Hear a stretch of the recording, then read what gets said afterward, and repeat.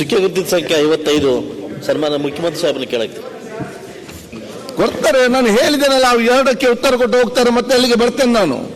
ಮಾನ್ಯ ಸಭಾಧ್ಯಕ್ಷರೇ, ಮಾನ್ಯ ಮುಖ್ಯಮಂತ್ರಿಗಳ ಪರವಾಗಿ ಮಾನ್ಯ ಶಾಸಕರಿಗೆ ಉತ್ತರ ಒದಗಿಸಿಕೊಟ್ಟಿದ್ದೇವೆ.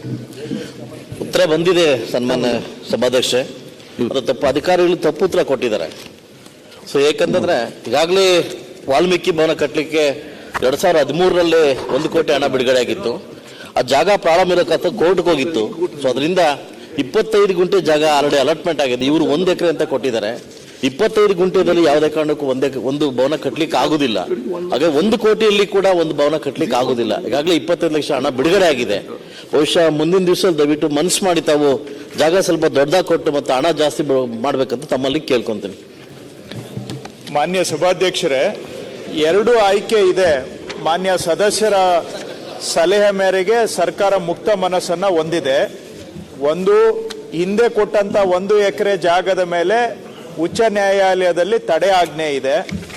ಈಗ ತಾವು ಸರ್ಕಾರ ಪ್ರಯತ್ನ ಮಾಡಿ ತಡೆ ಆಜ್ಞೆಯನ್ನ ತೆಗೆಸಿ ಅಲ್ಲೇ ಮಾಡಬೇಕು ಅಂದ್ರೆ ಅದಕ್ಕೂ ನಾವು ತಯಾರಿದ್ದೇವೆ. ಅದಕ್ಕೆ ಬದಲಿಯಾಗಿ 25 ಗುಂಟೆ ಜಾಗವನ್ನ ಗುರುತಿಸಿದ್ದೇವೆ.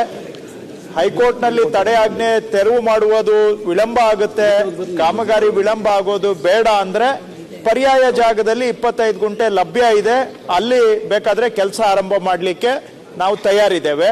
2 ಕೂಡ ಮಾನ್ಯ ಶಾಸಕರು 2 ಆಯ್ಕೆಯಲ್ಲಿ ಯಾವುದನ್ನ ಹೇಳ್ತಾರೆ ಅದನ್ನ ಮಾಡಲಿಕ್ಕೆ ಸರ್ಕಾರ ತಯಾರಿದೆ. ಮಾನ್ಯ ಅಧ್ಯಕ್ಷರೇ, ಓಕೆ, 25 ಗುಂಟೆದಲ್ಲಿ ಯಾವುದೇ ಕಾರಣಕ್ಕೂ ಕಟ್ಲಿಕ್ಕೆ ಆಗುದಿಲ್ಲ.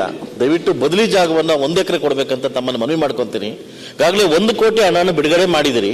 ಸೊ ದಯವಿಟ್ಟು 1 ಕೋಟಿ ಒಂದು ಭವನ ಕಟ್ಲಿಕ್ಕೆ ಆಗುದಿಲ್ಲ. ತಾಲೂಕು ಭವನದ ಆದಾಯದಲ್ಲಿ 2 ಕೋಟಿ ಹಣಗಾರ ಬಿಡು ಮಾಡ್ಬೇಕಂತ ತಮ್ಮಲ್ಲಿ ಕೇಳ್ಕೊಂತ ಇದೀನಿ.